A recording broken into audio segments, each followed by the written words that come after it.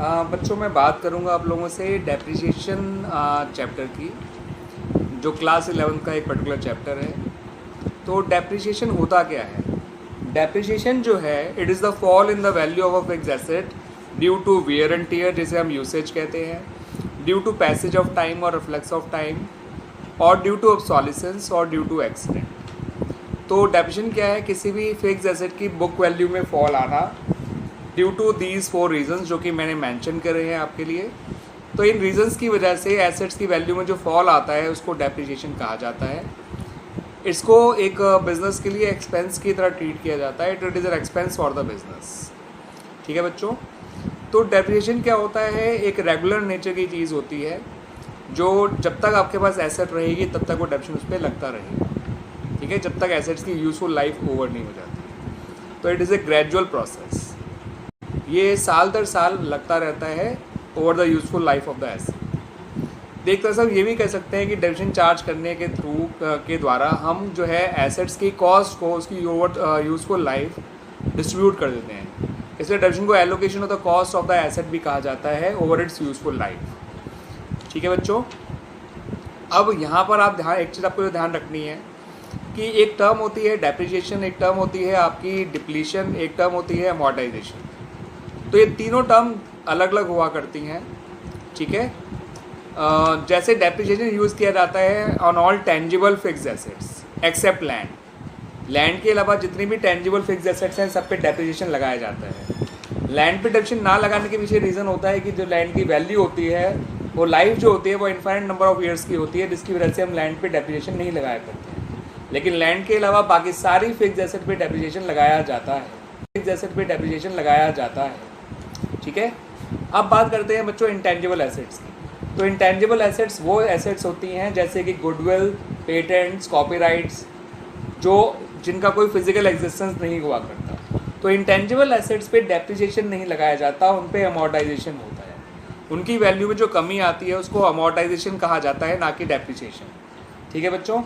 तो इस बात को ध्यान रखिएगा कि depreciation the term is used for tangible fixed assets while the term amortization is used for intangible assets. Clear? अब एक टर्म मैंने और आपको बताई थी, डिप्लीशन। तो ये डिप्लीशन वर्ड जो यूज़ किया जाता है that is for wasting assets. अभी वेस्टिंग एसेट्स क्या होती हैं? जैसे कोल माइंस हैं, जैसे ऑयल वेल्स हैं, जैसे आपकी माइंस हैं, वो है मिनरल रिसोर्सेज हैं। ठीक है, जहाँ माइनिंग की जाती है, जैसे मिनरल्स एक्सट्रैक्ट किए जाते हैं, क्योंकि जैसे जैसे इनमें से मिनरल्स और फ्यूल निकलते चले जाते हैं, ये आपकी इनकी जो एज अ वेल्थ जो इनकी इंपॉर्टेंस होती है वो रिड्यूस होती चली जाती है। ठीक है, इनके अंदर की वेल्थ कम होती चली जाती है। तो इनमें जो इनकी वेल्थ का कमी होना है दैट इज़ कॉल्ड डिप्लीशन। इनके जो ओवरऑल क्वांटिटी में कमी आना होता है that is called depletion of wasting assets. तो वेस्टिंग एसेट्स के लिए डिप्लीशन यूज़ किया जाता है। टेंजिबल फिक्स्ड एसेट्स के लिए आप वर्ड यूज़ करते हैं डेप्रिसिएशन, और इंटेंजिबल फिक्स्ड एसेट के लिए आप वर्ड यूज़ करते हैं अमोर्टाइजेशन। ठीक है। तो डेप्रिसिएशन देखिए, मैंने आपको बता तो दिया कि डेप्रिसिएशन होता क्या है। ठीक है, और डेप्रिसिएशन लगाना ज़रूरी क्यों होता है तो अब वो समझते हैं। देखिए, डेप्रिसिएशन लगाने के 3 वो होते हैं फ़ायदे। पहले तो इससे आपके सही एक्सपेंसेस पता चलते हैं ताकि आप सही प्रॉफिट निकाल सकें, क्योंकि डेप्रिसिएशन को एक एक्सपेंस माना जाता है।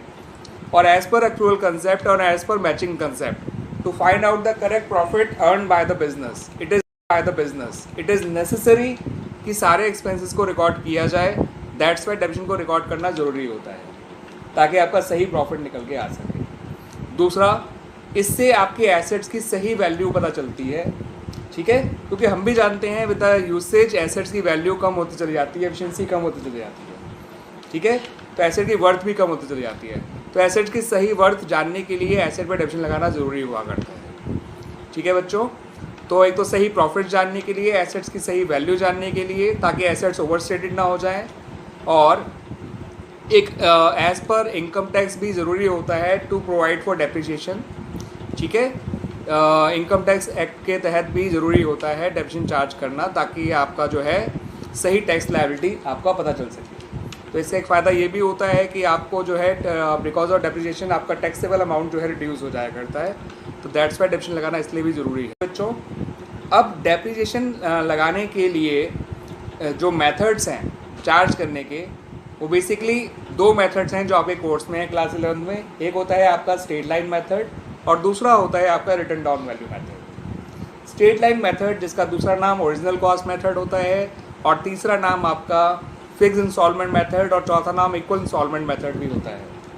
इसको स्ट्रेट लाइन या ओरिजिनल कॉस्ट मेथड या फिक्स इंस्टॉलमेंट मेथड इसलिए कहते हैं क्योंकि इस मेथड के अंदर जो डेप्रिसिएशन चार्ज किया जाता है on the asset it is on the original cost of the asset. ठीक है, तो जो डेप्रिसिएशन चार्ज किया जाता है every year on the asset वो एसेट की ओरिजिनल कॉस्ट पे चार्ज किया जाता है, ना कि उसकी बुक वैल्यू पे। दैट्स वाई इसको ओरिजिनल कॉस्ट मेथड भी कहा जाता है। और क्योंकि एसेट की ओरिजिनल कॉस्ट हर साल सेम रहनी है, उसकी बुक वैल्यू डिफरेंट हो सकती है, मगर क्योंकि उसकी ओरिजिनल कॉस्ट हर साल सेम रहनी है तो आप एसेट का जो डेप्रिसिएशन हर साल लगाएंगे वो हर साल सेम आया करेगा। इसलिए इसको फिक्स इंस्टॉलमेंट मेथड भी कहा जाता है या स्ट्रेट लाइन मेथड भी कहा जाता है, क्योंकि हर साल का डेप्रिसिएशन सेम रहा करता है। ठीक है, तो इस मेथड के अकॉर्डिंग जो डेप्रिसिएशन है उसको लगाने के लिए या निकालने के लिए दो तरीके इस्तेमाल किए जाते हैं। पहला तरीका ये होता है कि आपको एसेट की कॉस्ट दे रखी होती है, एसेट की स्क्रैप वैल्यू दे रखी होती है और एसेट की एक एस्टिमेटेड यूजफुल लाइफ दे रखी होती है। ठीक है, एसेट की कॉस्ट दे रखी होती है, एसेट्स की स्क्रैप वैल्यू दे रखी होती है और एसेट की एस्टिमेटेड यूजफुल लाइफ दे रखी होती है। ये तीन चीज़ें आपको दे रखी होती हैं। ठीक है, तो यहाँ पर आपको एनुअल डेप्रिसिएशन लगाने के लिए ये फॉर्मूला लगाना पड़ता है, cost of the asset minus its scrap value. Scrap value का मतलब होता है जब उसकी यूजफुल लाइफ ख़त्म हो जाएगी एसेट की तो किस प्राइस पे आप एसेट को बेचेंगे, बेच सकते हैं, नॉट बेचेंगे, बेच सकती है। That is called its estimated scrap value और रेसिडुअल वैल्यू। तो एसेट की कॉस्ट वो प्राइस होती है जिस प्राइस पे एसेट को एक्वायर किया गया या जो पैसा एसेट को खरीदने में खर्च किया गया या एसेट को काम करने लायक बनाने में जो पैसा खर्च किया गया उसको कॉस्ट ऑफ द एसेट कहा जाता है। ठीक है, तो कॉस्ट के अंदर उसका परचेज प्राइस, उस पर खर्च होने वाला कैरेज, फ्रेट, उसके इंस्टॉलेशन पे होने वाला खर्चा, उस पर परचेज पे देने वाला ब्रोकरेज, ठीक है, कमीशन वगैरह, ये सब भी उसकी कॉस्ट का पार्ट होते हैं।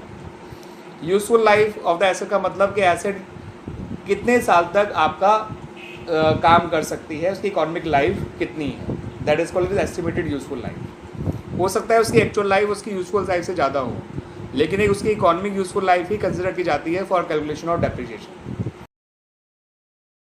That is called its estimated scrap value और रेसिडुअल वैल्यू। तो एसेट की कॉस्ट वो प्राइस होती है जिस प्राइस पे एसेट को एक्वायर किया गया या जो पैसा एसेट को खरीदने में खर्च किया गया या एसेट को काम करने लायक बनाने में जो पैसा खर्च किया गया उसको कॉस्ट ऑफ द एसेट कहा जाता है। ठीक है, तो कॉस्ट के अंदर उसका परचेज प्राइस, उस पर खर्च होने वाला कैरेज, फ्रेट, उसके इंस्टॉलेशन पे होने वाला खर्चा, उस पर परचेज पे देने वाला ब्रोकरेज, ठीक है, कमीशन वगैरह, ये सब भी उसकी कॉस्ट का पार्ट होते हैं। Useful life of the asset का मतलब कि एसेट कितने साल तक आपका काम कर सकती है, उसकी इकोनॉमिक लाइफ कितनी है, that is called estimated useful life. हो सकता है उसकी एक्चुअल लाइफ उसकी यूजफुल लाइफ से ज़्यादा हो, लेकिन एक उसकी इकोनॉमिक यूजफुल लाइफ ही कंसिडर की जाती है for calculation of depreciation. Life से ज़्यादा हो, लेकिन एक उसकी इकोनॉमिक यूजफुल लाइफ ही कंसिडर की जाती है फॉर कैलकुलेशन ऑफ डेप्रिसिएशन। ठीक है, तो एनुअल डेप्रिसिएशन का फॉर्मूला होता है its cost price minus its scrap value, estimated scrap value and the whole is divided by the estimated useful life of the asset. इससे हमारा उसका एनुअल डेप्रिसिएशन निकल आता है। ठीक है, तो जब हम एसेट का एनुअल डेप्रिसिएशन ढूंढ लेते हैं तो उसके बाद हमें एसेट का रेट ऑफ डेप्रिसिएशन निकालना होता है। रेट ऑफ डेप्रिसिएशन निकालने का फॉर्मूला होता है जो भी हमारा एनुअल डेप्रिसिएशन आया है बच्चों उसको डिवाइड कर दीजिए कॉस्ट ऑफ द एसेट से और मल्टीप्लाई कर दीजिए विद 100। इस तरह से हमारा रेट ऑफ डेप्रिसिएशन निकल आता है। ठीक है बच्चों, तो ये मेथड था आपका स्ट्रेट लाइन मेथड, जिसमें डेप्रिसिएशन किस तरह से निकाला जाता है, रेट ऑफ डेप्रिसिएशन कैसे निकाला जाता है, मैंने आपको दोनों बताए। हाँ, एक बात और ध्यान रखिएगा, अगर आपको रेट ऑफ एसेट पे डेप्रिसिएशन लगाया जाता है, ठीक है। अब बात करते हैं बच्चों इंटेंजिबल एसेट्स की। तो इंटेंजिबल एसेट्स वो एसेट्स होती हैं जैसे कि गुडविल, पेटेंट्स, कॉपीराइट्स, जो जिनका कोई फिजिकल एग्जिस्टेंस नहीं हुआ करता। तो इंटेंजिबल एसेट्स पे डेप्रिसिएशन नहीं लगाया जाता, उन पे अमोर्टाइजेशन होता है। उनकी वैल्यू में जो कमी आती है उसको अमोर्टाइजेशन कहा जाता है, ना कि डेप्रिसिएशन। ठीक है बच्चों, तो इस बात को ध्यान रखिएगा कि depreciation the term is use for tangible fixed assets while the term amortisation is use for intangible assets. Clear. अब एक टर्म मैंने और आपको बताई थी, डिप्लीशन। तो ये डिप्लीशन वर्ड जो यूज़ किया जाता है that is for wasting assets. अभी वेस्टिंग एसेट्स क्या होती हैं? जैसे कोल माइंस हैं, जैसे ऑयल वेल्स हैं, जैसे आपकी माइंस हैं, वो है मिनरल रिसोर्सेज हैं, ठीक है, जहाँ माइनिंग की जाती है, जैसे मिनरल्स एक्सट्रैक्ट किए जाते हैं। ये साल दर साल लगता रहता है over the useful life of the asset. देखते सब ये भी कह सकते हैं कि डेप्रिसिएशन चार्ज करने के थ्रू के द्वारा हम जो है एसेट्स की कॉस्ट को उसकी ओवर यूजफुल लाइफ डिस्ट्रीब्यूट कर देते हैं। इसलिए डेप्रिसिएशन को allocation of the cost of the asset भी कहा जाता है ओवर इट्स यूजफुल लाइफ। ठीक है बच्चों। अब यहाँ पर आप ध्यान, एक चीज़ आपको ध्यान रखनी है कि एक टर्म होती है डेप्रिसिएशन, एक टर्म होती है आपकी डिप्लीशन, एक टर्म होती है अमोर्टाइजेशन। तो ये तीनों टर्म अलग अलग हुआ करती हैं। ठीक है। जैसे डेप्रिसिएशन यूज़ किया जाता है on all tangible fixed assets except land. Land के अलावा जितनी भी टेंजिबल फिक्स्ड एसेट्स हैं सब पे डेप्रिसिएशन लगाया जाता है। लैंड पे डेप्रिसिएशन ना लगाने के पीछे रीज़न होता है कि जो लैंड की वैल्यू होती है, वो लाइफ जो होती है वो इनफाइनाइट नंबर ऑफ ईयर्स की होती है, जिसकी वजह से हम लैंड पे डेप्रिसिएशन नहीं लगाया करते हैं। लेकिन लैंड के अलावा बाकी सारी फिक्स्ड एसेट पे डेप्रिसिएशन लगाया जाता है।